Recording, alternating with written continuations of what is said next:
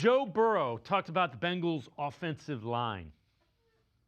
Yeah, I have a lot of confidence in that group. And like I said, we got to go out and prove it. We can talk about all these different things in here and how many good players we have and how many good coaches we have, but we have to go and prove it on Sundays. Doesn't mean anything if you have a great training camp team. That's not what we're getting paid for. We're getting paid to go and win football games and be productive and play great on Sundays. So we got to go prove it. Yeah, I'm not so sure about that offensive line. I kind of like that, Matt. That if that offensive line plays the Browns' defensive line to a stalemate, if the Browns' defensive line doesn't dominate, it is going to be a long day for the Browns' defense. Yeah, this is the advantage, and this is the area where the Cleveland Browns literally have their advantage. I mean, it's the defensive front, right? You have Myles Garrett, and he's the best defensive player in the league. So your best defensive player has to dominate, like especially in that matchup, because everywhere else it's either your worst or it's a push, right? I can't even obviously a receiver. We talked about Denzel Ward, but overall the offense has the numbers. Offense has the advantage in every other area.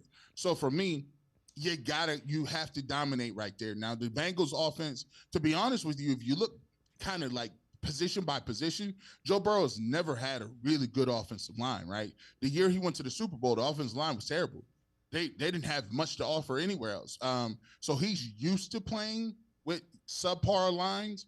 But the thing that we'll get to one day, and hopefully we can get there, is look, when you are really good and you're just one of the top 10 quarterbacks, no one really pays attention to your offensive line unless you get sacked a lot.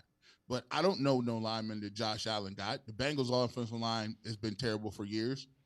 I mean, Lamar Jackson, we don't never be like, look at the great offensive. No, I don't really work that way. So, it's one of those things where, yes, you can have a subpar offensive line and they could be losing that matchup. But the fact of the matter is when you have a quarterback that gets rid of the football, that can change the game the way that they can change it and the way the rules are set up. It's just, even if you get to him, like, right, Myles Garrett can get to him and he can get a sack if it's 2nd and 2, and he get a 4-yard sack. Well, guess what? That's great. Joe Burrow's not worried about that. You went from 2nd and 2 to third and 6. He's like, yeah, you sacked me, so what? It's 3rd and 6. I got Jamar Chase. Yeah, well, all right. Well, listen, now you got to log back in and finish the job. So all sacks and all pressures aren't created equally. But if there is an area where the Cleveland Browns do have an advantage, that is up front. And if you can get Joe Burrow off his mark, if you can rattle him, one thing he has not been is healthy throughout the whole year.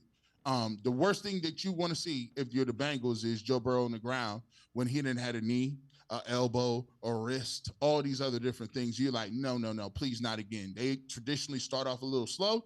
So yes, that's where the Browns are going to hang their hat on, is the pressure, making sure that we can get home. The question for the Cleveland Browns is, do you have enough firepower that even if Joe Burrow has a subpar game and still puts up 24 points, how much can you put up on the other end to kind of help your team win the ball game, especially when your kicking game is a huge question mark?